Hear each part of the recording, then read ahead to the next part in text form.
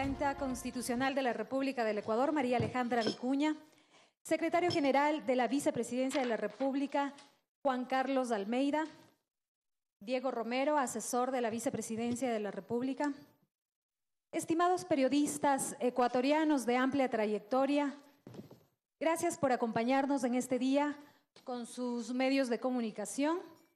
Gracias a la ciudadanía en general, que nos ven a través de las páginas web y redes sociales de la Vicepresidencia de la República y del Ciudadano. Sean todos ustedes bienvenidos a este diálogo vicepresidencial con la segunda mandataria, en el que se abordarán distintos temas de interés nacional. Agradecemos la presencia de Alfonso Espinosa de los Monteros, presentador del noticiero estelar de Ecuavisa. Tiene alrededor de 60 años de trayectoria periodística. Marta Sandoval, presentadora de El Noticiero en TC Televisión, tiene 27 años de trayectoria periodística. Fernando Larenas, director general de El Telégrafo, tiene 35 años de trayectoria periodística. Luisa Delgadillo, presentadora del noticiero en RTS y conductora radial de Élite de Guayaquil, tiene alrededor de 30 años de trayectoria periodística. Andrés Jaramillo, editor de la sección política del Comercio, tiene 15 años de trayectoria periodística. María Belén Arroyo, editora política de Vistazo, tiene cerca de 25 años de trayectoria periodística. Milton Pérez, presentador del noticiero estelar de Teleamazonas, tiene 21 años de trayectoria periodística. Carmen Andrade, directora y conductora del programa Noti Hoy en Radio Centro en Quito, tiene 40 años de trayectoria periodística. Wilson Moposita es director de noticias de Radio Sonorama y conductor del programa La Palabra y tiene casi 30 años de trayectoria periodística. Ivonne Gaibor, editora regional de Diario Expreso, tiene 15 años de trayectoria periodística. Miguel Rivadeneira, conductor del programa de entrevistas de Radio Quito, tiene alrededor de 40 años de trayectoria periodística. Listo. También lamentamos que no nos hayan podido acompañar los periodistas de otros medios como Radio Visión, Radio Democracia, Ecuador Inmediato, Radio Pública, Telediario y El Universo. Esperamos tenerlos en una próxima ocasión. Antes de dar la palabra a la señora vicepresidenta María Alejandra Vicuña, es importante tomar en cuenta las siguientes recomendaciones para llevar a cabo el diálogo vicepresidencial. Cada periodista tendrá la oportunidad de realizar su pregunta. Pueden activar sus micrófonos inalámbricos que están junto a ustedes, si no, 2 personas también estarán con 2 micrófonos si es que hay algún problema técnico. La segunda mandataria irá respondiendo a medida que se le vaya planteando las preguntas. Sin más preámbulos, a continuación tenemos las palabras de bienvenida de la segunda mandataria, María Alejandra Vicuña. Por favor. ¿Cuántos años de experiencia periodística me dan con legislando en salud y paneles de opinión? Pues también para sentirnos en ambiente. Bueno, primero muchas gracias por estar aquí. Siempre será un gusto tener estos espacios de diálogo con los medios de comunicación. Lo programaremos también de forma habitual para abordar las distintas temáticas, no solo de coyuntura, sino de los distintos planes y programas que desde la vicepresidencia más adelante se emprendan. Así que bienvenidos, bienvenidas, y bueno, estamos aquí para un diálogo fraterno, amplio, transparente, como no puede ser de otra manera, sin tantas...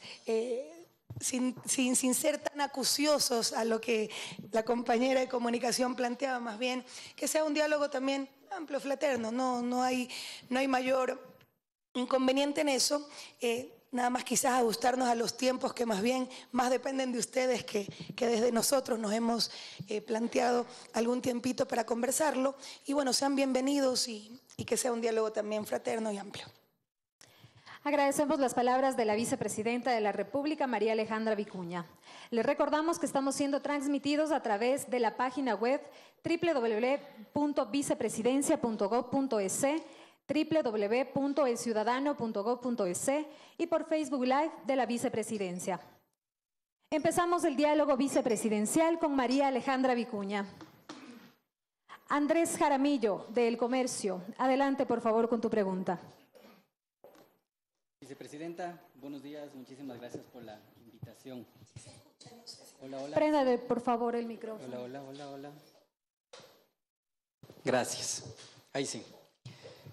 Mi duda está relacionada con el balance de lo que se ha hecho en la campaña electoral. Estamos ya a poquísimos días de que termine esta etapa proselitista. A diferencia de lo que se vivía en tiempos pasados, no vemos que hay una campaña muy activa, muy intensa. Y no es que extrañemos, vicepresidente, el estado de propaganda de la década anterior, pero sí al menos llama la atención o levanta suspicacias el hecho de que hay un ambiente político tan frío en plena campaña.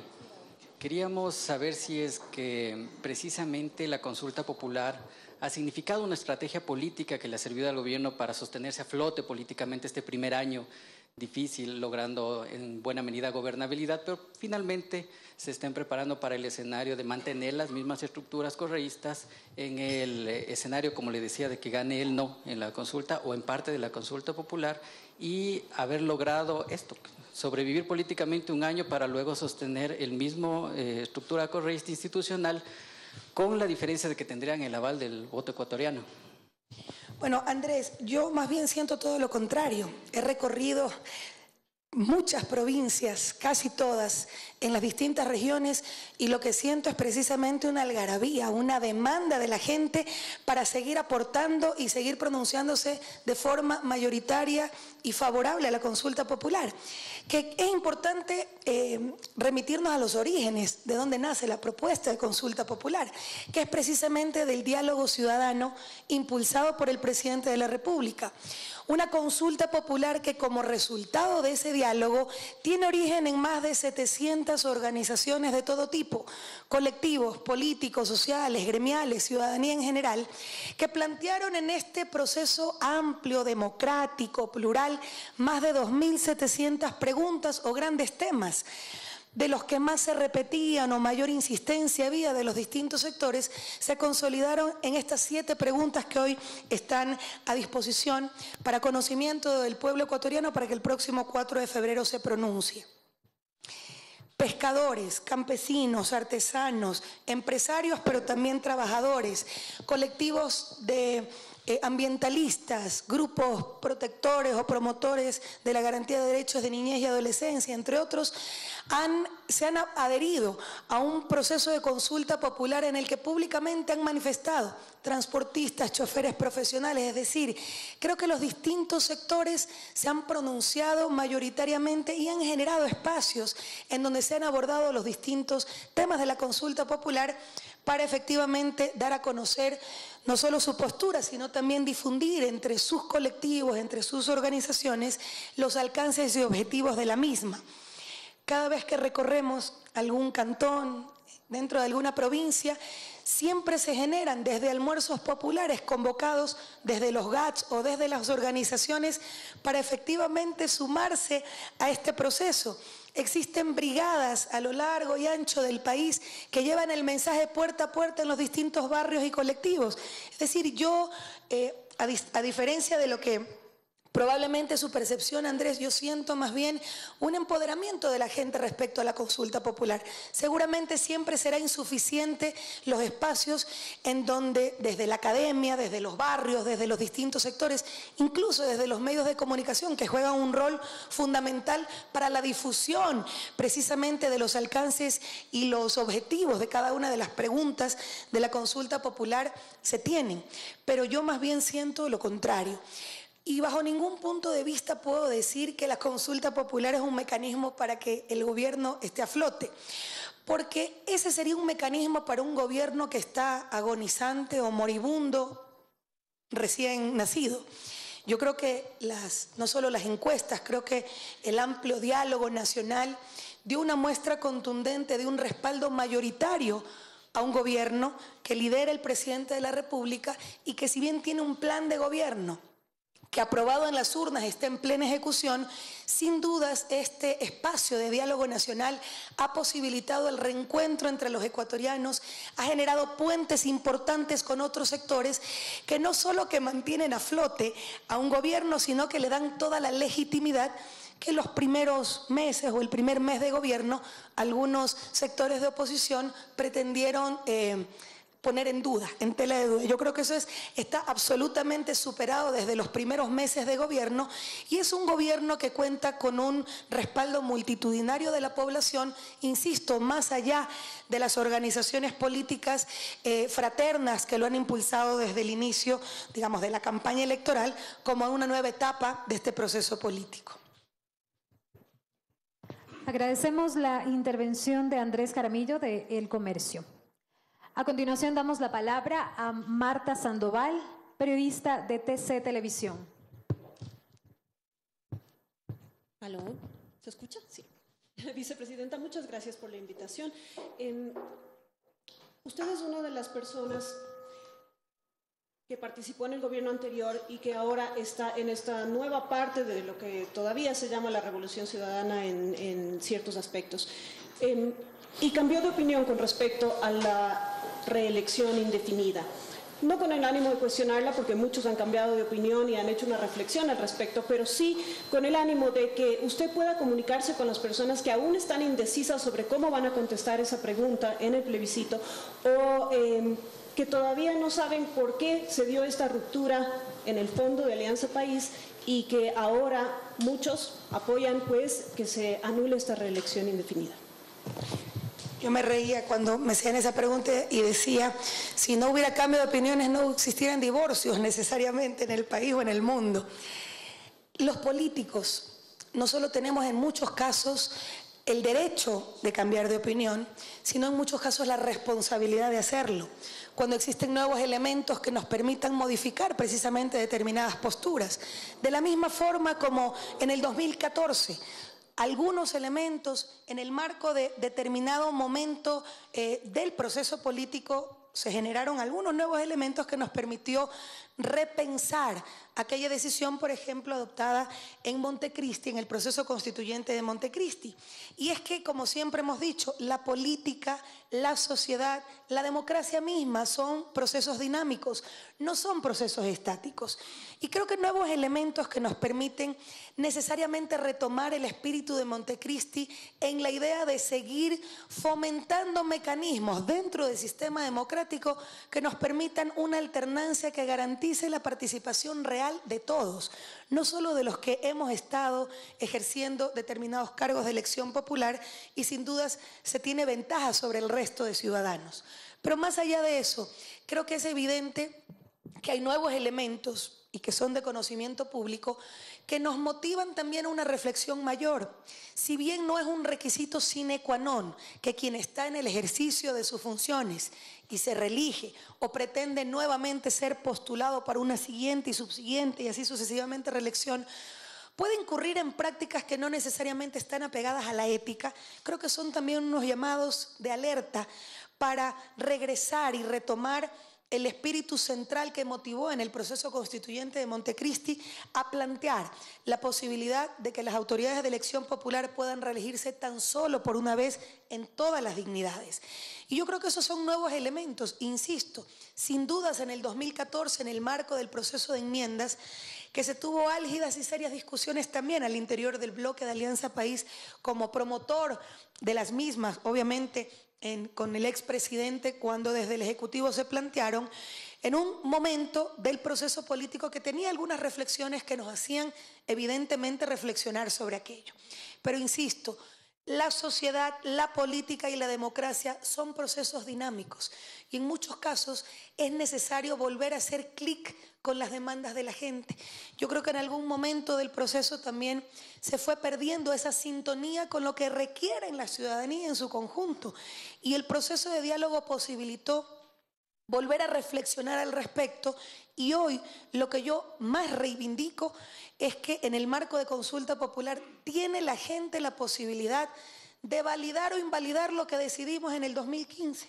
Y eso creo que es no solo necesario, creo que es legítimo y sobre todo es responsable frente a las demandas de la gente como un gran resultado del diálogo nacional que hoy se ve reflejado en las preguntas de la consulta popular y particularmente en la pregunta 2, que fue una de las que más se repitió, una de las que más insistencia se generaba desde los distintos sectores de la sociedad. Y hoy tenemos la posibilidad, todos los ecuatorianos en las urnas, de pronunciarnos al respecto. Muchas gracias, señora vicepresidenta y Marta Sandoval. A continuación, damos paso a María Belén Arroyo, de Revista Vistazo. Gracias, vicepresidenta. Perdón el accidente aquí, casi boté el agua. En sintonía con lo que acaba de preguntar mi compañera, mi predecesora, yo quería consultarle entonces, ¿usted va a votar sí a favor de la eliminación de la figura de la reelección indefinida?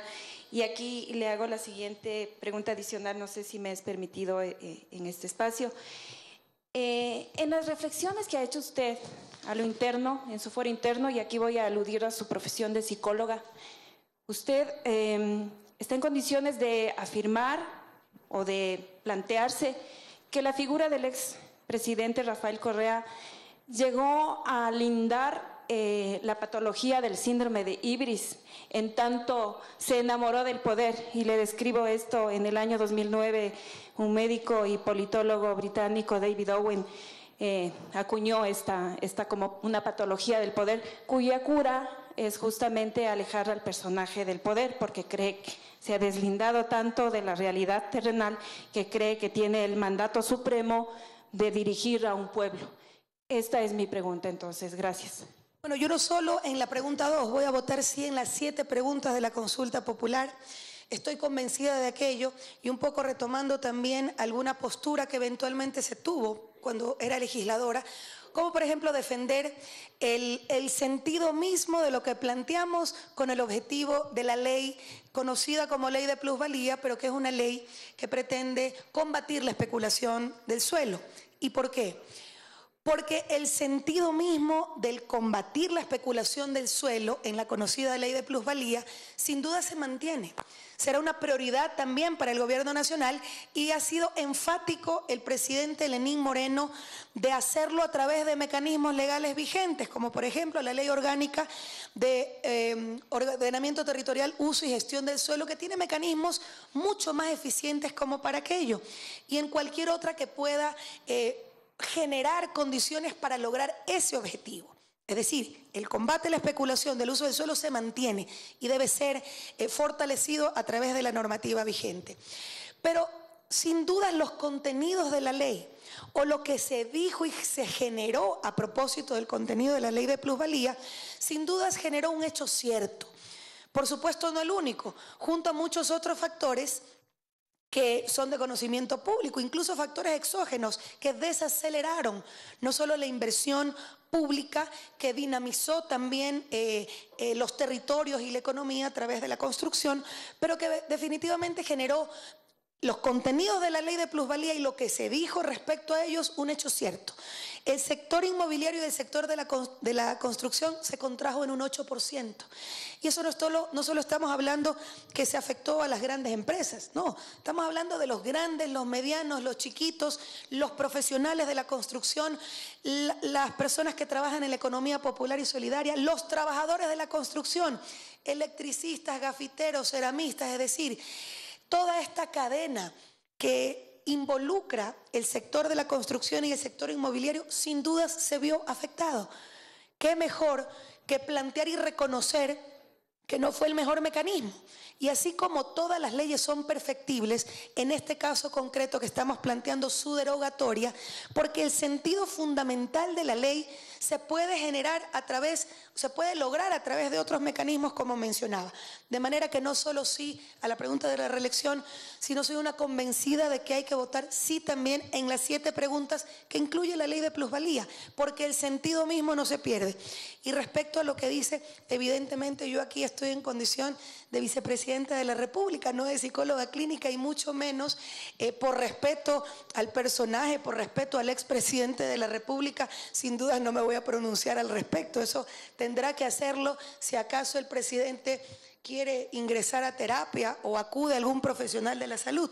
Sería un despropósito y sería un irrespeto de mi parte pronunciarme frente a la pregunta que usted hace. Listo, muchas gracias. Les recordamos que estamos siendo transmitidos a través de la página web www.vicepresidencia.gov.es, también www.elciudadano.gov.es, y por Ciudadano TV y Radio Ciudadana. A continuación tenemos la intervención de Miguel Rivadeneira de Radio Quito. Buen día, vicepresidenta. Voy a referir a la consulta popular y al referéndum.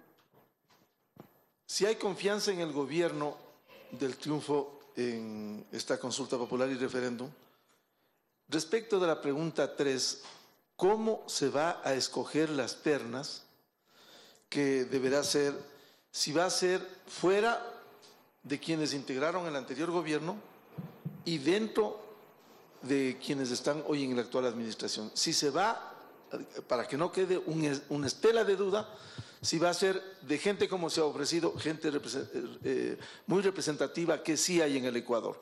Porque déjeme comentarle, en la terna que usted encabezara para vicepresidenta, fueron 3 respetables mujeres, pero vinculadas a la Revolución Ciudadana. Muchas gracias. Gracias, Miguel. Definitivamente, y el propio anexo de la pregunta 3 lo refiere. El propio compañero presidente Lenín Moreno lo ha manifestado, de hecho, en el conversatorio que tuvo con varios medios de comunicación el día domingo. Gente proba, gente que esté dispuesta a servir al país, que no sean amigos del gobierno ni amigos del poder. Eso ha sido enfático el presidente de la República en hacerlo y es la esencia misma del planteamiento del repensar la composición del Consejo de Participación Ciudadana y Control Social. Sin duda los pueblos y nacionalidades deberán estar representados. Sin duda los grandes exponentes de la Academia Nacional deberán estar representados.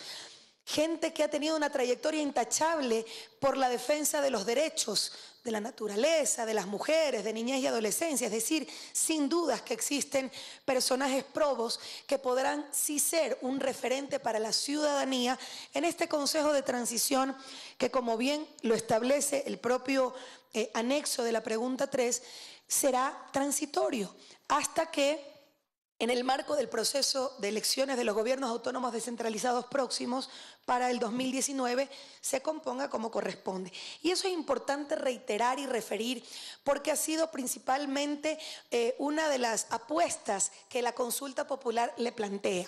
Y por otro lado, decir que tampoco deberán tener vinculación alguna con organizaciones políticas, porque no es el sentido de la representación de los distintos sectores de la sociedad.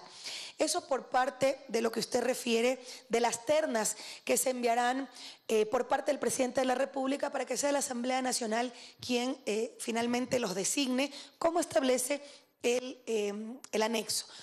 Y respecto a la terna de la vicepresidencia, para ocupar la vicepresidencia, toda vez que obviamente hubo una ausencia definitiva del cargo por las razones ya conocidas. Reiterar, como ya lo ha manifestado también el presidente de la República, primero que es su potestad hacerlo. Sin dudas debe ser gente a la que él le tenga confianza, hombres y mujeres a las cuales él le tenga absoluta confianza y valorando los criterios que él ha considerado para su conformación. Pero sobre todo reiterar que el proyecto político que ganó en las urnas en abril del 2017 fue el proyecto político de Alianza País. Y creo que en eso no hay que perderse. Es decir, el diálogo sin dudas está abierto y se tiene que fortalecer permanentemente y se tiene que tender puentes con los distintos sectores. Pero para ocupar la vicepresidencia de la República, sin dudas que es una potestad del presidente de la República, se valoraron algunos elementos, entre esos el proyecto de la Revolución Ciudadana en esta nueva etapa, en este nuevo momento de este proceso, sin dudas es el que ganó en las urnas y creo que el presidente ha sido absolutamente consecuente con eso para integrar una terna que fue enviada a la Asamblea Nacional y que obviamente dio como resultado que quien encabece la terna, que es quien habla, ejerza y asuma las funciones de vicepresidenta constitucional de la República. Agradecemos la pregunta de Miguel Rivadeneira y también la intervención de la segunda mandataria. A continuación tenemos a Milton Pérez, periodista de Teleamazonas. Gracias. Buenos días, vicepresidenta. La CIDH bien pudo no pedir ninguna información al Estado ecuatoriano ante el planteamiento que hicieran sobre la consulta popular, pero lo hizo. Y eso puede dar para pensar que en determinado momento, si es que la información que le prepare el Estado ecuatoriano no le satisface, puede pedir medidas cautelares. Si eso pasa, ¿qué van a hacer? Y antes de eso, ¿cómo van a responder? Ustedes hablaron ya con el Procurador General del Estado, que creo que es quien tiene que, en representación del Estado, emitir la información requerida por la CIDH. Pero lo más importante, si la CIDH no se ve conforme, ¿podría tomar alguna medida? ¿El gobierno va a respetar la decisión de la CIDH, cualquiera que ésta sea, que podría incluso ser una medida cautelar? A ver, bueno, algunas reflexiones al respecto. Ya el Gobierno Nacional, a través de Cancillería y, por supuesto, en coordinación con la Procuraduría General del Estado, el día lunes me parece que vencía el plazo para contestar y para responder un trámite que es habitual, de lo que refiere incluso la misma Cancillería como el representante, digamos, del Gobierno Nacional en este proceso específicamente. Recordar una vez más, como ya se lo comentó en el marco de la denuncia que puso el expresidente Correa y el ex canciller Patiño ante la OEA, sí, paradójicamente, irónicamente ante la OEA, porque recordemos que el proceso de la consulta popular, al igual que en la CIDH, está absolutamente apegado a la Constitución, a derecho, y tiene la legitimidad de la consecuente acción que el presidente de la República tome en función de la exigencia de sus mandantes. La Constitución obviamente plantea un camino. No se ha saltado ningún procedimiento, existe un dictamen tácito favorable por parte de la Corte Constitucional, toda vez que, de acuerdo a lo que refiere el último inciso del artículo 105 de la Ley de Garantías Jurisdiccionales y Control Constitucional, en un plazo de 20 días no fue contestado a tiempo, de hecho pasaron más de 50. Y consecuente con la demanda de la ciudadanía de sus mandantes, el presidente obviamente invocó el artículo de la mencionada ley para continuar el trámite que ya está en marcha, que ya está incluso por parte de la autoridad electoral como Consejo Nacional Electoral en trámite respectivo. De manera que el día de ayer ha procedido la Cancillería pues a informar, aclarar, enviar la información pertinente, y no tenemos la más remota duda de que aquello satisfaga obviamente un trámite que, insisto, es un trámite habitual, toda vez que se ha presentado una demanda por parte de 3 funcionarios del Consejo de Participación, vocales del Consejo de Participación Ciudadana y Control Social. Insisto, este proceso está absolutamente apegado a derecho, apegado a lo que establece la propia Constitución, y sin duda cuenta con la legitimidad que es el resultado de un gran proceso de diálogo nacional. Perdón, si la CIDH se pronuncia al respecto de forma negativa, ¿ustedes van a acatar? La Comisión Interamericana de Derechos Humanos no tiene un carácter vinculante, sí la Corte Interamericana de Derechos Humanos, de manera que eso obviamente lo valorará el Gobierno Nacional a través de los mecanismos que corresponden. Muchas gracias por su intervención, Milton Pérez y señora vicepresidenta. A continuación tenemos la intervención de Carmen Andrade, de Radio Centro. Vicepresidenta, muchas gracias.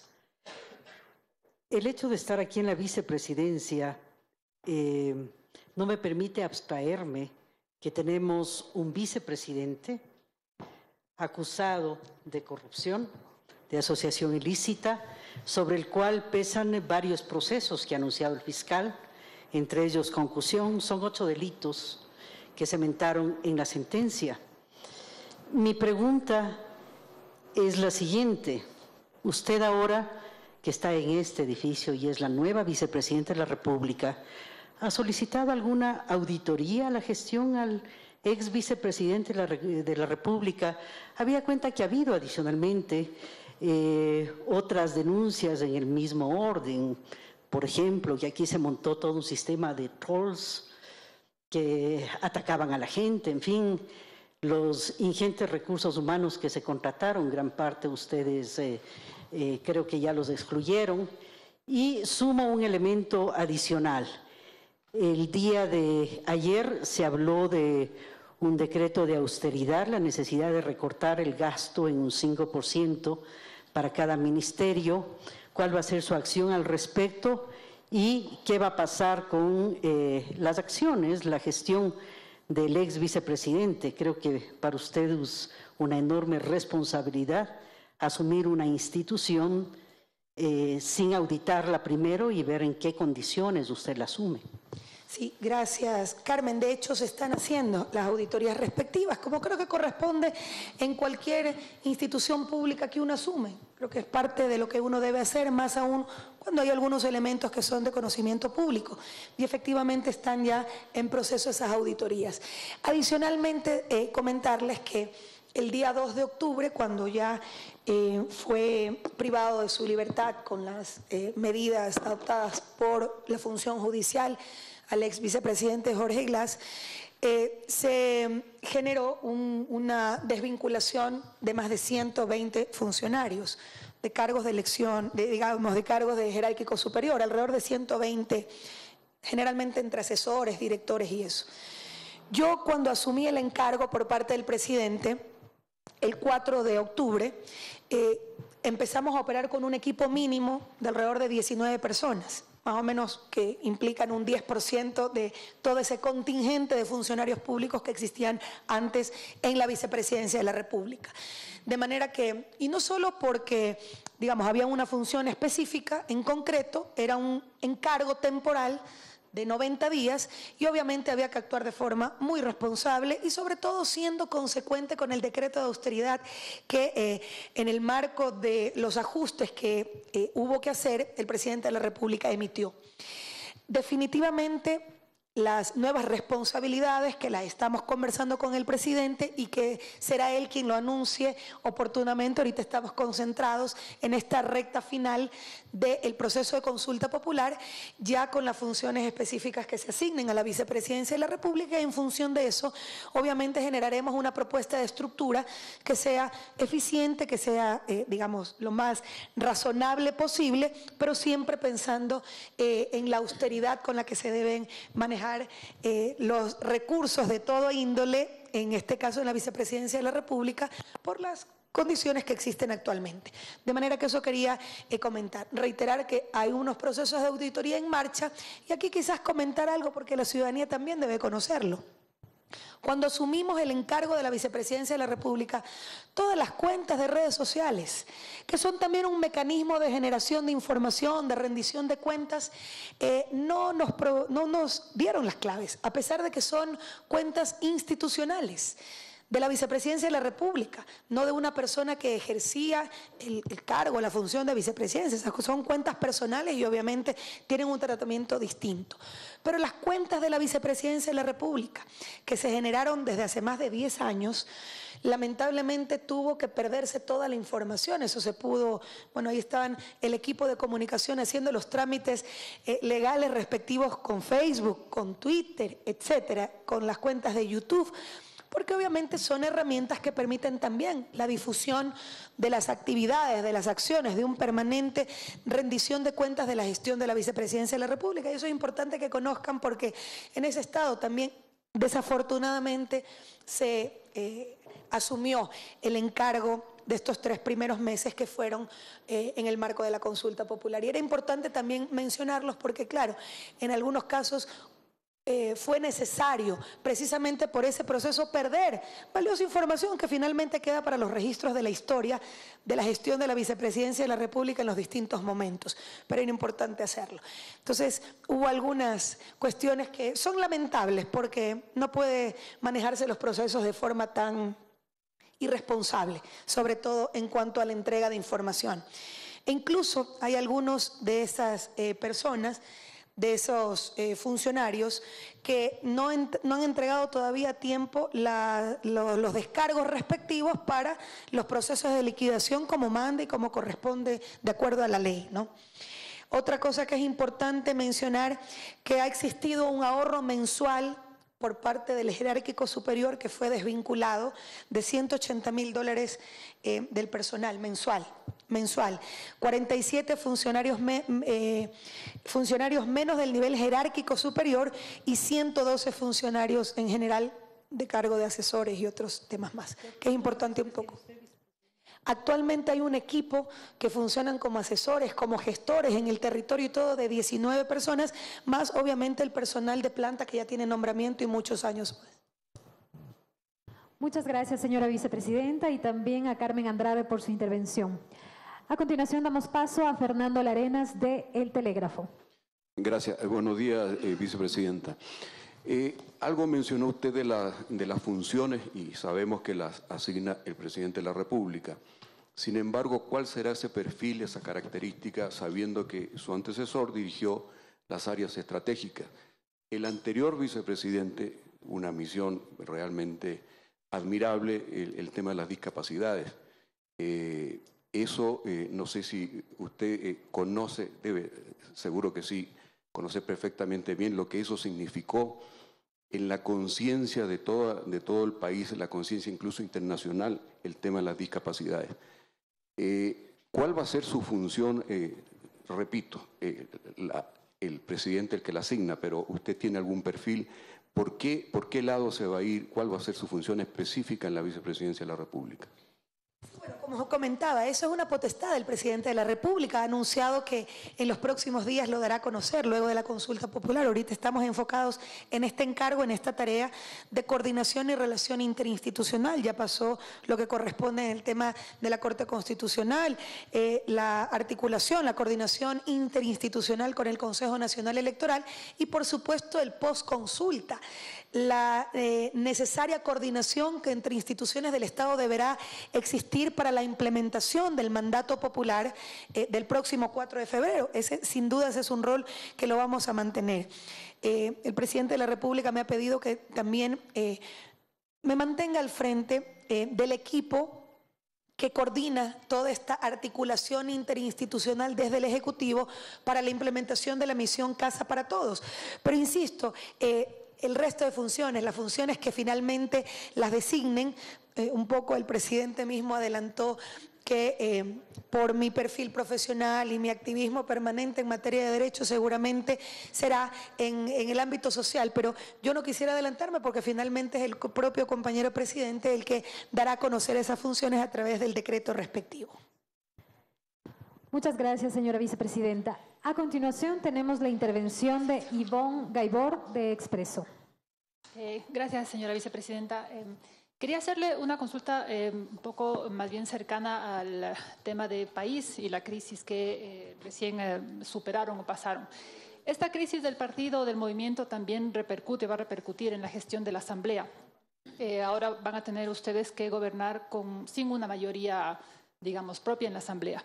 Y con base en eso quería hacerle 3 preguntas.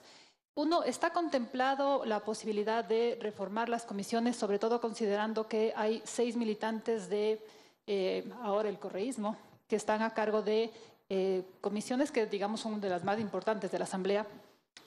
La segunda, ¿el Ejecutivo tiene alguna prioridad legislativa para este año? Porque en estos 8 meses hemos visto en realidad poca producción legislativa del Ejecutivo. Ha habido, no sé si 1 o 2 iniciativas.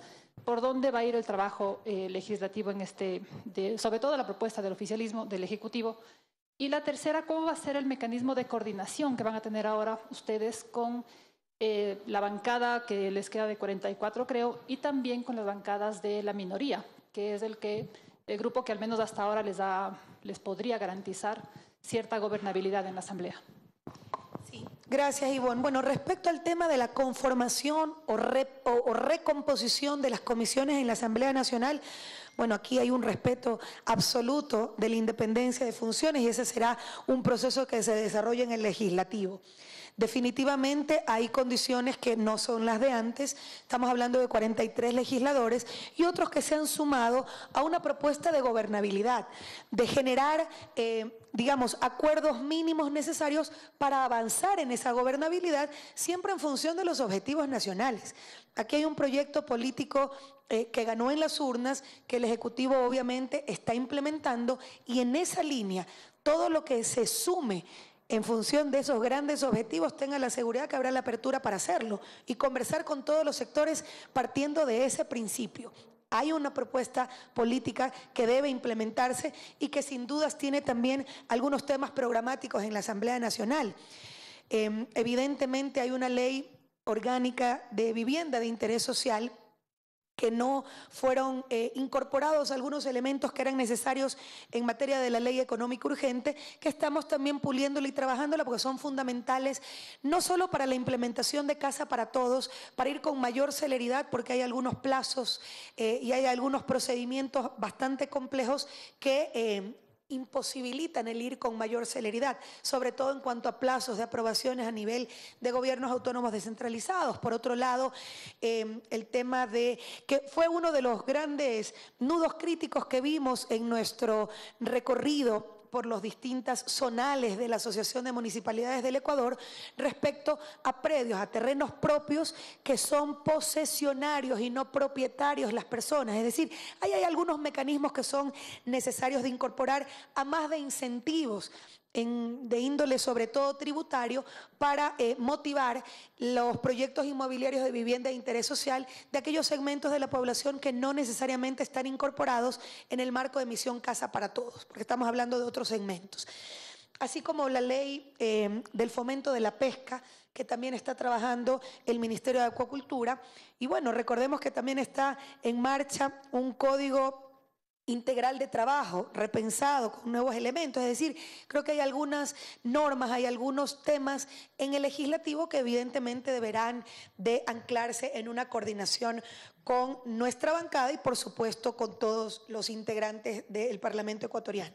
Así que en eso estamos, insistir en el respeto irrestricto a la independencia de funciones, la nueva composición de las comisiones, si es que así lo decide la Asamblea Nacional, será evidentemente en esa función, en esa línea, y por otro lado que ratificar que todos los acuerdos y los diálogos que siempre deben existir con el Parlamento ecuatoriano en el marco de generar la gobernabilidad necesaria serán con esas premisas, no con esos parámetros. Hay un proyecto político que el Ejecutivo está implementando y obviamente hay una agenda programática que tiene también mucho que ver con el Legislativo, con muchas normas que debemos impulsar también desde el Ejecutivo y otras en las que deberemos aportar, como por ejemplo el propio Código Orgánico de la Salud, que bueno, yo desde que fui legisladora ya son varios años los que está en construcción y está pendiente del segundo debate y evidentemente debe haber una articulación y una participación activa, por ejemplo, de la Autoridad Sanitaria Nacional, como no puede ser de otra manera, en un código tan importante, como para poner algunos ejemplos. Se anunció ayer un acuerdo con la Federación Médica respecto de que se va a eliminar la despenalización. No sé si usted nos puede comentar algo más de este acuerdo. No conozco en detalle aquello. Recuerda que hay un mandato constitucional en donde la mala práctica profesional, más allá de la médica, debe ser normada. Eso está en el ámbito del Código Orgánico Integral Penal. Sin embargo, es necesario que en el Código Orgánico de la Salud deba precisarse algunos mecanismos. Recuerden que ya existen 4 blindajes en el propio Código Orgánico Integral Penal, es decir, 4 acciones que de forma concurrente deben generarse para poder determinar que fue una mala práctica profesional en materia de salud. Entonces, lo propio debe desarrollarse. Yo creo que la posición de la Federación Médica en la actualidad tiene toda la apertura y respalda una normativa que es absolutamente necesaria, que le hemos demandado, de hecho, ya tantos años, y yo recuerdo al menos 6 en mi época de legisladora, y fue un esfuerzo importante, ha sido un esfuerzo importante de los distintos sectores. Esperamos que más temprano que tarde ya el Ecuador pueda contar con un código de nuevo tipo que permita aglutinar toda la normativa dispersa en materia de salud, y evidentemente esa es una preocupación que para todos los profesionales de la salud está latente, y el código deberá modular eso, deberá, aterrizar lo que establece la Constitución, el Código Orgánico Integral Penal, pero ya procesarlo con los mecanismos de la práctica profesional médica específicamente en esta materia. Agradecemos la participación de Ivonne Gaibor y a continuación damos paso a Wilson Moposita de Radio Sonorama. Vicepresidenta, muchas gracias por la invitación. Yo quiero trasladarle una pregunta sobre la preocupación que tienen sus ex compañeritos de AP, ahora RC, sobre la temporalidad de un Consejo de Participación Ciudadana y Control Social, si es que recibe un sí mayoritario por respuesta a la pregunta número 3. Hay una normativa que establece que no se pueden hacer cambios en materia electoral un año antes del proceso electoral. Si es que usted habla de que se elegirán a los nuevos integrantes del Consejo de Participación en las elecciones seccionales del 2019, si tomamos en cuenta que en febrero, el 4, se realiza la consulta, si es que el Consejo Nacional Electoral proclama resultados inmediatamente, estaría casi que lindando con el proceso electoral del 2019, elecciones seccionales. Esa es mi pregunta, vicepresidenta. Recordemos que más allá de lo que pueda manifestar la Asamblea Nacional, si el 4 de febrero hay un pronunciamiento mayoritario, eso se constituye en un mandato popular. Y el mandato popular es eso, es un mandato. Ahí no hay la posibilidad de incumplirlo. Y será la autoridad electoral la que se ajuste precisamente a esa disposición. Y precisamente el anexo respecto a la composición del Consejo de Transición dice expresamente: el Consejo de Participación Ciudadana y Control Social en transición ejercerá sus funciones de forma improrrogable hasta que se instale el nuevo Consejo tras su elección, que será coincidente con los próximos comicios para designar las autoridades de los gobiernos autónomos descentralizados. Es decir, no hay pierde. La transición dura exactamente hasta la composición del nuevo Consejo de Participación Ciudadana y Control Social, que se desarrollará, como establece el anexo, de forma mandatoria en los comicios de cara a los GATS. Y por otro lado, establecer también que lo que no se pueden hacer es cambios, es decir, cambiar las reglas del juego en el marco del Código de la Democracia. Ese es el sentido del mandato constitucional. Aquí no se estarían haciendo ningunos cambios, porque aquí es un tema de un mandato, de una composición y de una forma de elegir que recién está siendo, digamos, entrando en vigencia a partir del mandato constitucional en el 4 de febrero en el proceso de consulta popular.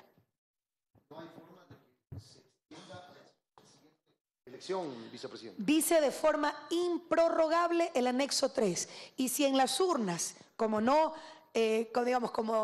confiamos que así será, el pueblo ecuatoriano se pronuncia mayoritariamente aceptando y votando sí en la pregunta 3, definitivamente el anexo es mandatorio, de forma improrrogable, y el siguiente consejo se conformará, digamos, en el marco de las elecciones de los GATS del 2017, es decir, de las siguientes elecciones.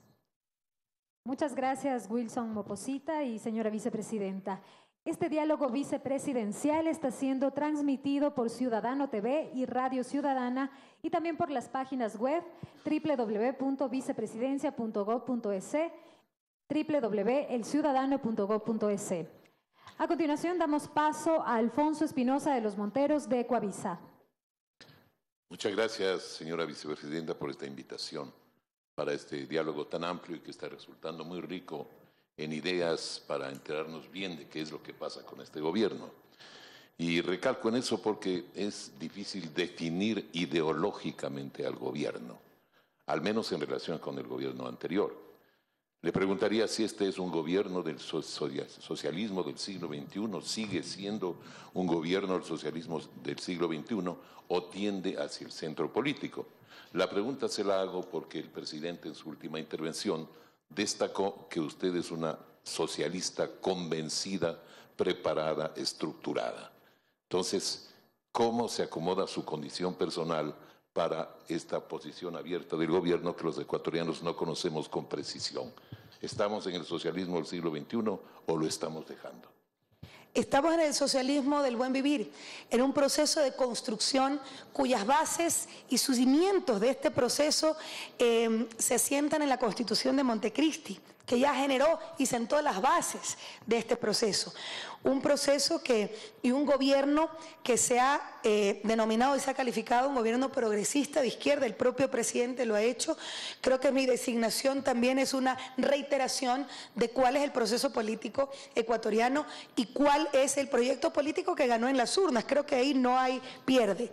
Sin dudas, en esta construcción que tiene ya unas bases sólidas, insisto, en el proceso constituyente de Montecristi, evidentemente hay la apertura para escuchar también algunos mecanismos que puedan nutrir el accionar de un gobierno que tiene una clara posición, pero que siempre estará abierto a seguirlo perfeccionando, a seguir puliendo planes y programas que están en plena ejecución. Creo que hay muchos temas por decir. De cambio, no son mecanismos de cambio, porque el presidente Moreno habla mucho de cambio. Usted, según lo he escuchado, más bien habla de continuidad con correcciones, pero en todo esto hay una imprecisión.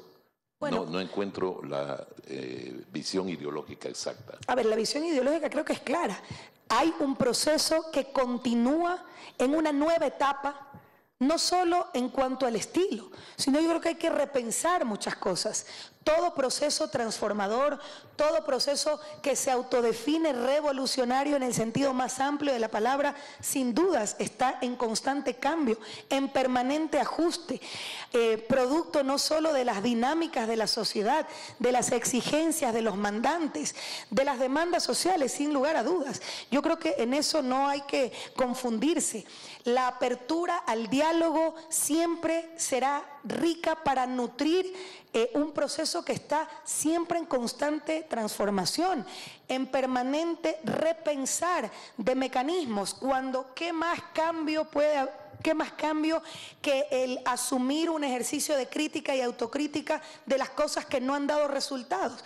Creo que sería necio el pensar de que debemos seguir haciendo las cosas de la misma manera y esperar resultados distintos. Yo creo que en eso hay no solo una apertura, sino un ejercicio pragmático del Gobierno Nacional y del Presidente de la República de, en una línea clara de acción, con una línea conductora que obviamente se refleja incluso en el Plan Nacional de Desarrollo, y permítanme un poco quizás precisar esto, un Plan Nacional de Desarrollo que hemos denominado Toda una Vida, un Plan Nacional del Buen Vivir, que establece ejes centrales que creo que esa es nuestra hoja de ruta. Derechos para todos durante toda la vida, una economía al servicio de la sociedad y más sociedad, mejor Estado. Y la necesidad de seguir tendiendo y ampliando puentes y diálogos permanentes con los distintos sectores de la sociedad. Estamos convencidos que en esa hoja de ruta trazada hay mecanismos que pueden generarse de otros sectores, de los amplios sectores de la sociedad, que en la línea de los objetivos nacionales y con esta hoja de ruta sin dudas pueden nutrirse. Creo que aquí la participación, por ejemplo, del sector productivo, del sector empresarial, que ha generado propuestas importantes, muchas de las cuales ya se han acogido, muchas constan en el marco de la Ley Orgánica, por ejemplo, de reactivación económica y productiva, que forma parte de una gran agenda de reactivación económica y productiva. Por ejemplo, la implementación o la reducción de tarifas eléctricas en el ámbito industrial, en el sector industrial, como resultado de ese gran diálogo nacional que por supuesto tiene que irse ajustando en la medida de que vayamos avanzando en la implementación misma del plan de gobierno.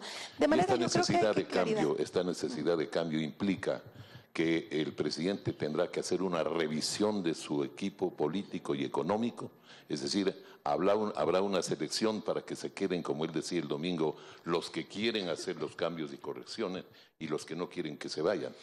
Bueno, yo creo que más bien el presidente, cuando mencionó eso, dio un reflejo de cuál es la composición de su gobierno.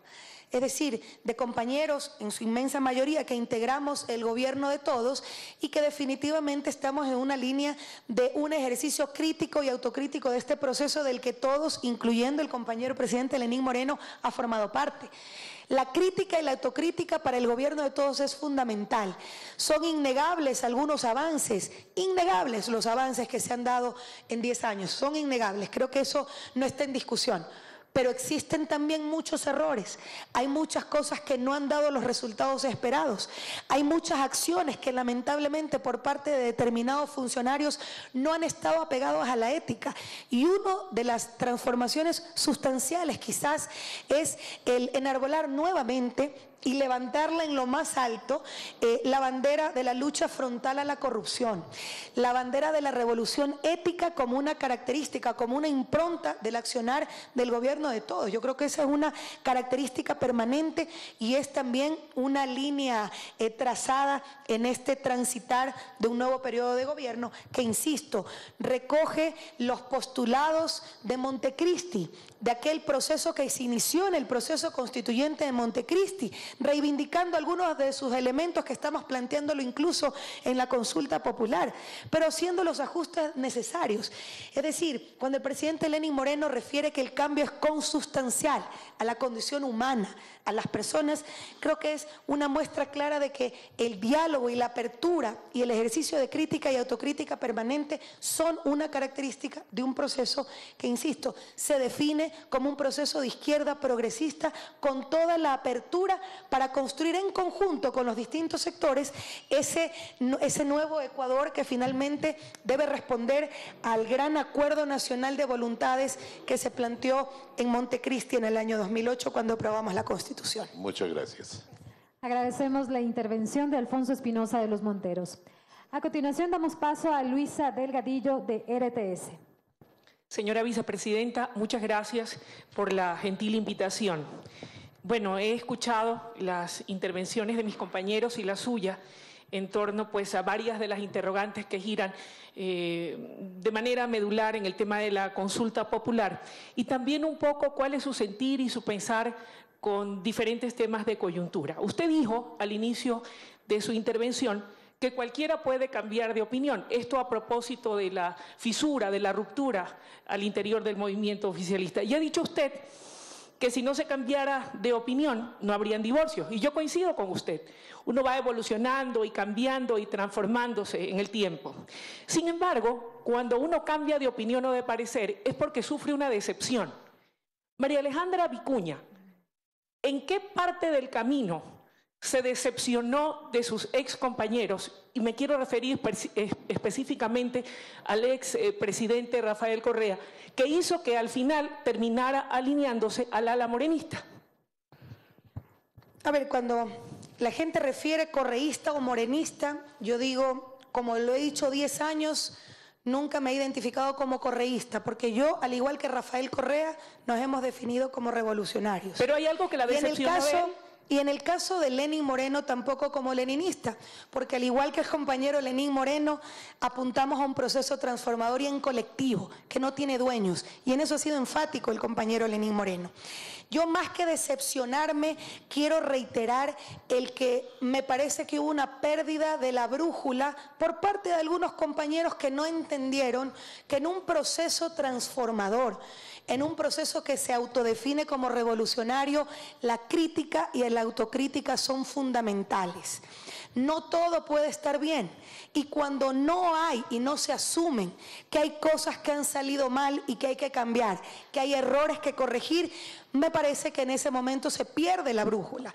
Decepcionada puedo estar sin dudas de aquellos malos elementos o aquellos excompañeros o aquellos incluso funcionarios que no puedo decir que son compañeros, que no actuaron apegados a la ética, que hicieron de la corrupción una característica en el manejo de distintos sectores y que tienen que responder. No en los medios de comunicación ni en los actores políticos, sino en la justicia, que es donde corresponde en un Estado de Derecho. Y en ese sentido, yo no solo soy una convencida, sino que soy una creyente firme de que estamos en el camino correcto, que nosotros no somos los que hemos perdido la brújula, que estamos transitando en sintonía con lo que demanda la gente, con lo que quiere el pueblo ecuatoriano, y qué más legitimidad que aquello, y que seguir implementando un programa de gobierno que triunfó en las urnas hoy con el liderazgo de Lenín Moreno. Señora vicepresidenta, usted señaló también que a lo largo de los 10 años hubo aspectos muy buenos y positivos, pero también hace un mea culpa y reconoce, y lo dijo usted el día de su posesión y hoy lo ratifica, que también hubo errores.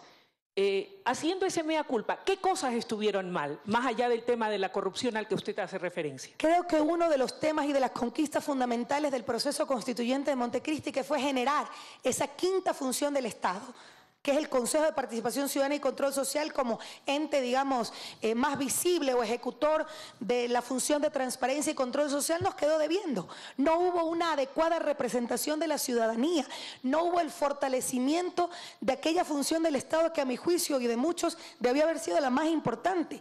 La deuda en materia de revolución agraria.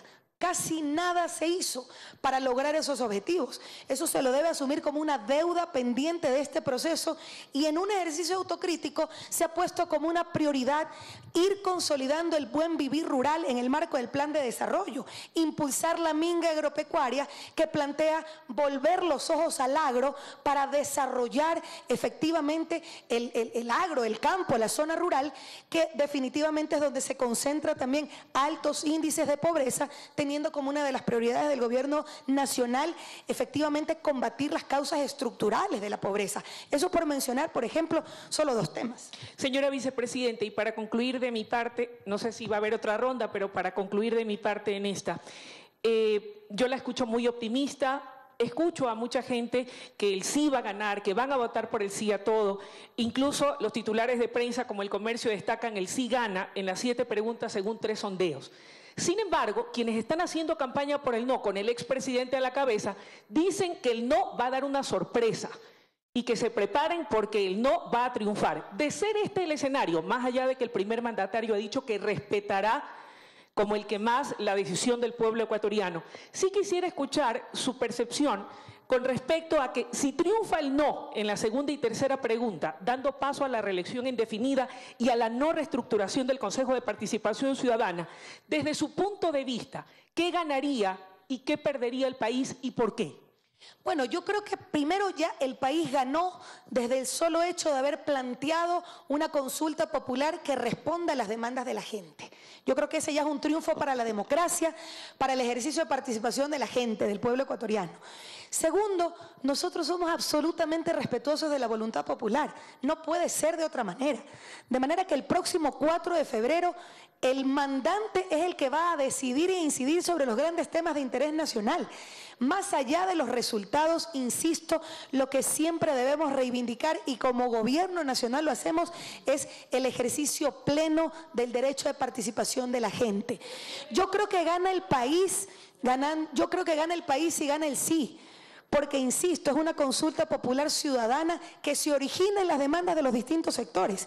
Yo creo y estoy convencida de que esa será la línea el 4 de febrero. Pero si por distintos motivos gana el no, será la voluntad popular la que ha sido expresada en las urnas. Estarán validando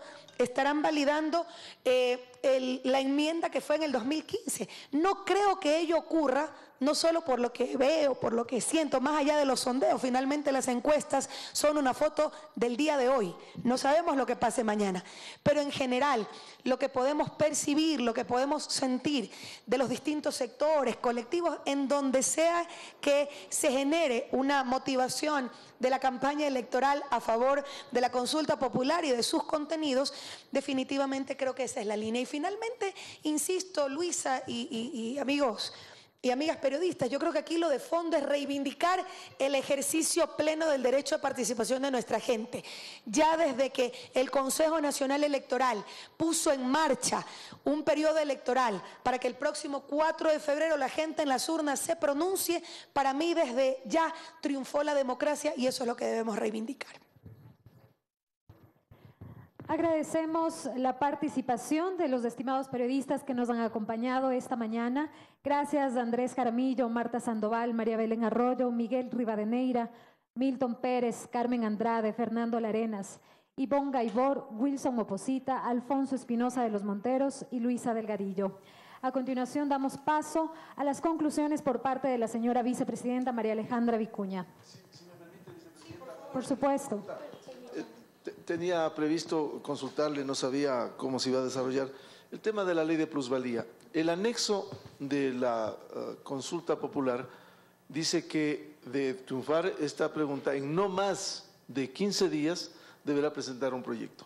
Se va a, sí, de derogatoria y tendrán que debatir esto en la Asamblea. Primero no hay una mayoría definida como se ha dicho aquí.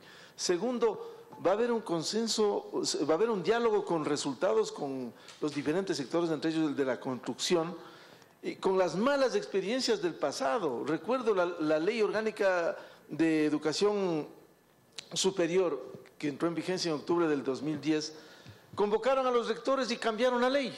O sea, les engañaron en la Asamblea. El Código Monetario, etcétera.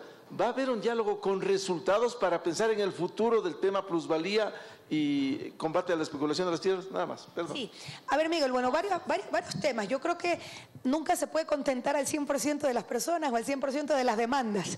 Creo que se hace un esfuerzo importante para lograrlo. Apertura toda la necesaria. Y finalmente será responsabilidad de la Asamblea Nacional de cumplir con el mandato popular del 4 de febrero. Cuando se plantee una derogatoria a la ley como mandato popular, la Asamblea tiene necesariamente que acogerla.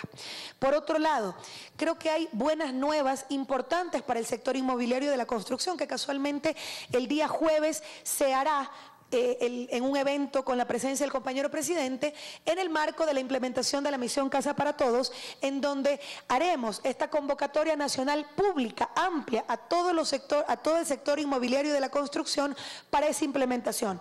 Siempre dijimos desde el inicio que la nueva visión de la política pública en materia de hábitat y vivienda está ligada también a otro objetivo central, más allá de la misión Casa para Todos, a un objetivo central que es la generación de empleo.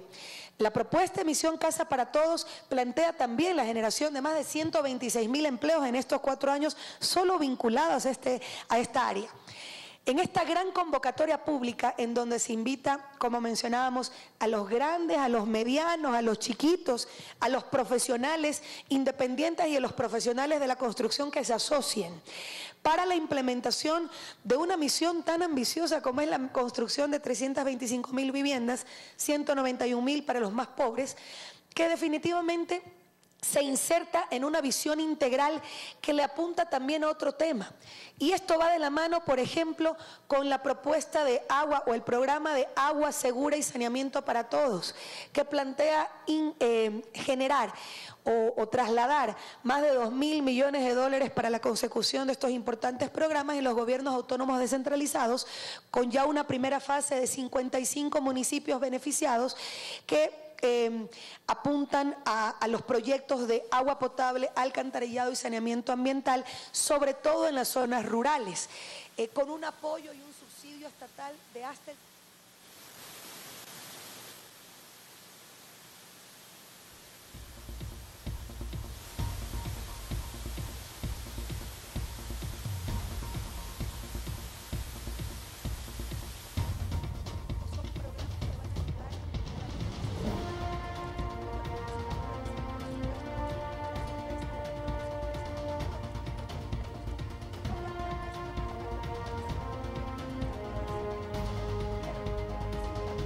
contentar al 100%, pero los resultados del diálogo nacional, sobre todo en las zonas rurales, con un apoyo y un subsidio estatal de hasta es incompleta la medida, se están valorando nuevos mecanismos, pero creo que hay no solo oídos receptivos, sino acciones concretas que permiten asegurar que el diálogo tiene frutos importantes.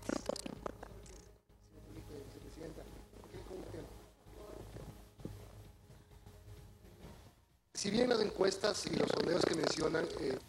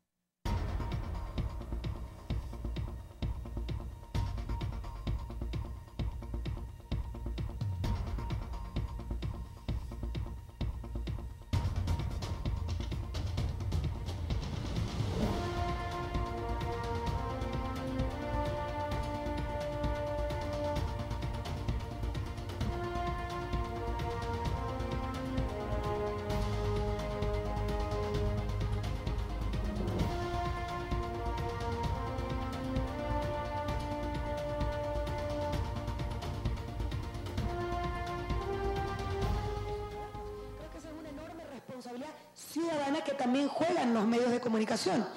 Y quizás una precisión, Milton, la consulta no es del gobierno, la consulta es de la gente, es impulsada desde el gobierno, pero como resultado de un gran diálogo nacional. Eso me parece que quizás es necesario aclarar. Y por supuesto que generaremos todos los espacios necesarios, tanto en la academia como en los barrios y también en los medios de comunicación, para impulsar, obviamente, los contenidos de la consulta popular, para generar aún más un empoderamiento de la gente en este proceso que es un proceso democrático, que es un proceso que no tiene candidatos, sino tesis, sino preguntas que sin lugar a dudas forman parte de muchas de las expectativas de la gente y de los distintos sectores.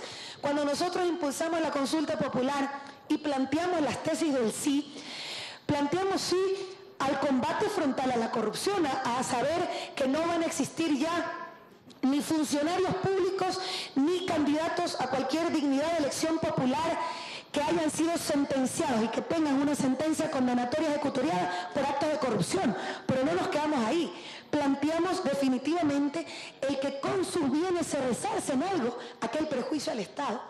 Cuando le planteamos sí a la consulta popular, le decimos sí a la posibilidad de regresar al espíritu de Montecristi en el tema de la alternancia, que no es un principio de la democracia, que es tan solo un mecanismo que va a facilitar abrir el abanico para que no solo 5.000 que actualmente están en el ejercicio de un cargo de elección popular tengan la posibilidad de hacerlo con mejores condiciones.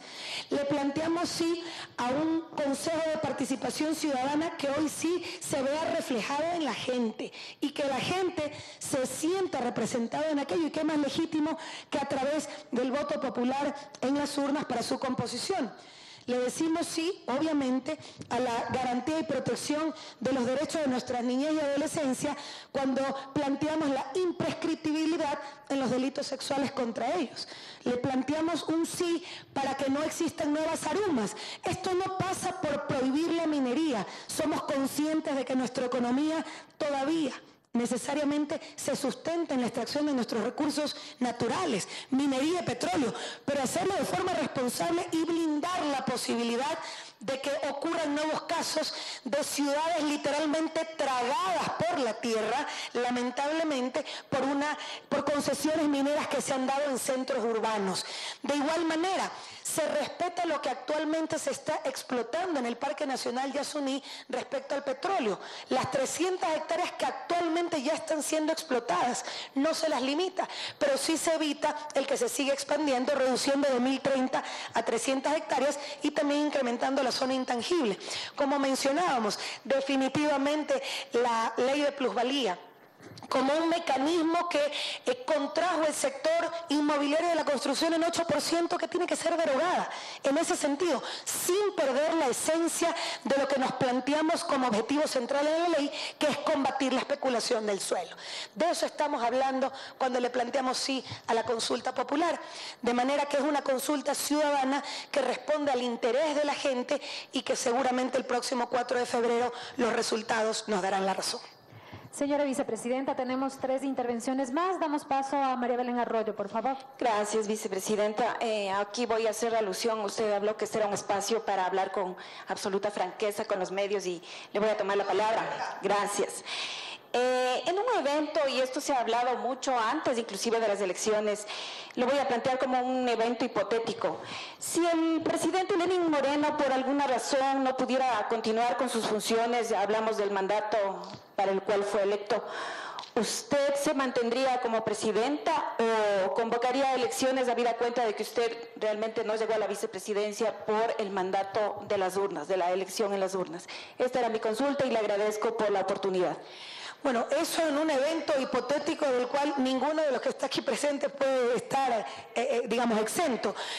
Y tenga la plena seguridad que eso se valorará de forma absolutamente responsable en el hipotético caso de darse, que realmente no lo planteamos ni siquiera como una posibilidad o como una opción. Y siempre será apegado a lo que establece la Constitución y apegado a derecho. De eso tenga la plena seguridad que en el eventual caso de darse aquello será de esa manera. Muchas gracias, señora vicepresidenta. Luisa Delgadillo, por favor.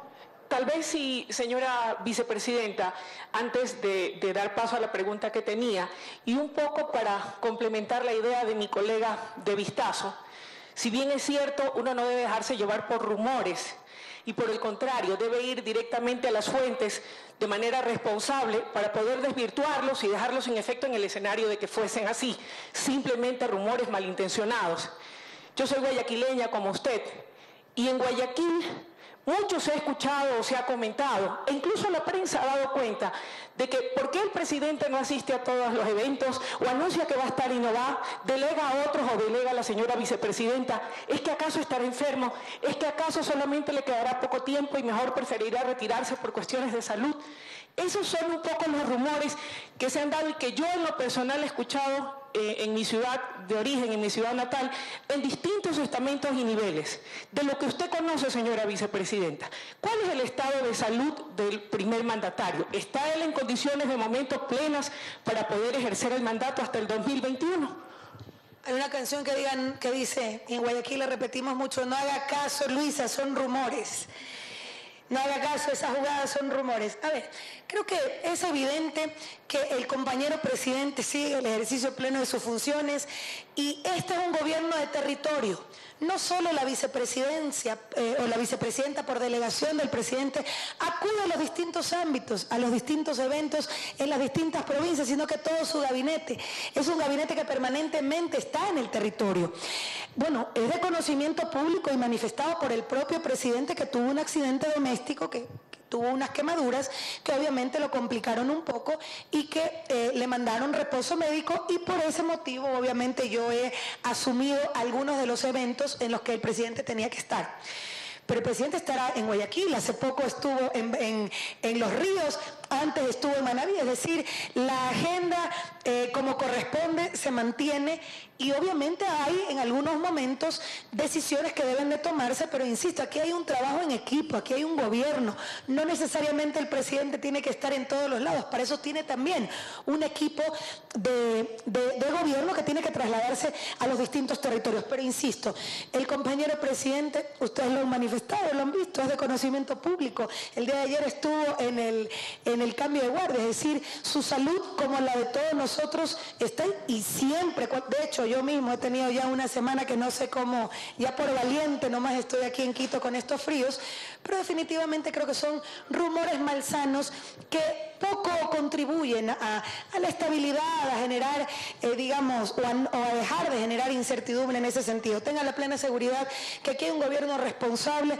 un presidente responsable que más allá de este pequeño accidente doméstico al que él mismo hizo referencia en semanas pasadas, las cosas están absolutamente como corresponden, de forma normal. Y por eso de manera respetuosa se le planteaba la pregunta, no porque yo acoja los rumores, sino precisamente para poderlos desvirtuar. Y la otra pregunta, perfecto. Y la otra pregunta, señora vicepresidenta, es ¿qué mensaje podría usted darle a la población indígena del Ecuador con respecto al tema de la explotación minera? ¿Existe ya una posición definida del gobierno nacional sobre este tema que aqueja y preocupa tanto a este sector? Bueno, primero que una de las decisiones y una de las acciones que debemos emprender, y aquí el papel de nuestros pueblos y nacionalidades juega un rol fundamental, es ir consolidando el Estado plurinacional, más allá de lo que reza en la Constitución, en la práctica, en la cotidianidad de la vida de los pueblos y nacionalidades, eso debe verse reflejado. Definitivamente una aspiración y creo que una motivación permanente es dar un salto importante de una economía basada en el extractivismo a una economía basada en recursos infinitos. Ir impulsando la sociedad del conocimiento como una característica de hacia donde debemos ir, creo que eso es indiscutible. Acciones como las de haber prohibido o haber parado el seguir entregando concesiones mineras nos parece que es un tema importante, sobre todo cuando debe de regularizarse las licencias ambientales para evitar mayores afectaciones y sobre todo hechos dramáticos como los ocurridos en Zaruma. Creo que el haber recogido el planteamiento en la consulta popular de prohibir concesiones, es decir, blindar cualquier posibilidad, porque actualmente sí hay una salvaguardia ambigüedad que genera la Constitución y que puede ser procesada en la Asamblea Nacional en casos excepcionales. Pero la consulta lo que plantea es la prohibición blindada, ¿sí?, de no permitir concesiones ni en zonas intangibles, ni en áreas protegidas, ni en centros urbanos. Creo que da una muestra clara de cuál es la política minera al respecto, que tiene que todavía ajustarse en gran medida. Pero insistir, esa preocupación tiene que ser también analizada desde una perspectiva responsable de dónde estamos ahora y hacia dónde debemos caminar. Eso toma su tiempo. Sería irresponsable también decir que vamos a prescindir de los recursos que de nuestros recursos naturales que yacen en el subsuelo podamos obviarlos. Creo que los necesitamos, pero debemos generar una política que apunte hacia eso, hacia pasar de una economía extractivista definitivamente a una verdadera economía que se sustente en otros elementos, que sean sin dudas infinitos, ir a la sociedad del conocimiento. Hacia eso apuntamos. Eso es un trecho bastante largo todavía que caminar, pero ese es el objetivo. De esa manera creo que los diálogos y los planteamientos de nuestros pueblos y nacionalidades a través de las distintas organizaciones creo que han sido recogidos en algunos aspectos, y parte de ello, y muestra de ello, mejor dicho, es el planteamiento de la pregunta respecto a minería en la consulta popular. Muchas gracias. Y Ivonne Gaibor, por favor, tu pregunta. Señora vicepresidenta, nada más una curiosidad de algo que nos atañe directamente a muchos. Inicialmente el gobierno había hablado de la posibilidad también de reformar la ley de comunicación. Ese es un tema que últimamente no hemos escuchado mucho. Mi pregunta es, ¿se mantiene esa posibilidad de reformar la ley de comunicación y para cuándo? Ahora, el presidente ha sido enfático desde el inicio de su gobierno de decir que todas las leyes son susceptibles de perfeccionamiento, de mejoramiento. O sea, eso creo que es un tema en el que todos coincidimos. Personalmente, y esto no a nombre del gobierno, sino a título personal, creo que los elementos sustantivos de la ley de comunicación, de apuntar a la democratización de la palabra, de generar reglas del juego que permita la protección del trabajo periodístico y de los trabajadores de la comunicación, me parece que son elementos centrales que deberían mantenerse, pero siempre hay la apertura, y el presidente Lenín Moreno lo ha dicho, para revisar no solo la ley de comunicación, sino todas las leyes que sean necesarias de perfeccionamiento. Recordemos que las leyes deben estar sintonizadas con la dinámica de la sociedad. Hay muchas leyes que tienen que irse reformando y repensando precisamente porque en algunos de sus contenidos no han dado resultados, o han dado resultados adversos o ajenos a lo que se esperaba. Un ejemplo de ello es la ley de plusvalía. De manera que respecto a la ley orgánica de comunicación, por parte del presidente y del gobierno nacional siempre ha existido la apertura para seguir generando un debate que permita eventualmente modificar algunos de sus elementos. Y eso ha estado desde el 24 de mayo siempre como una opción.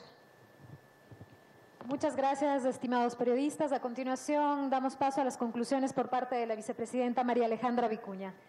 Bueno, creo que antes de las tres preguntas me anticipé un poco a las conclusiones, pero reiterar primero toda la apertura desde la Vicepresidencia de la República a seguir teniendo estos diálogos permanentes, amplios, frontales. Esperamos ya que ajustando de forma más quizás amigable los formatos, siempre entendamos como un espacio fraterno, amplio, en donde a través de sus medios de comunicación podamos trasladar sin dudas a la ciudadanía algunas reflexiones, algunas posturas, algunas opiniones respecto no solo a temas de coyuntura, sino también tener la posibilidad de a través de este espacio informar a la ciudadanía, informar de primera mano de las acciones que viene también desarrollando el gobierno nacional en un ejercicio permanente de rendición de cuentas a nuestros mandantes, aquellos que finalmente tienen la última palabra. Muchas gracias por su participación, por su presencia. Tengan la seguridad que no será la última vez, y más bien generaremos este espacio como un espacio de diálogo permanente con los medios de comunicación y a través de ustedes con la ciudadanía. Así que muchas gracias. Así es, agradecemos la presencia a todos quienes nos han acompañado esta mañana. Enseguida se realizará la foto oficial con la señora vicepresidenta y los periodistas invitados. Que tengan un buen día.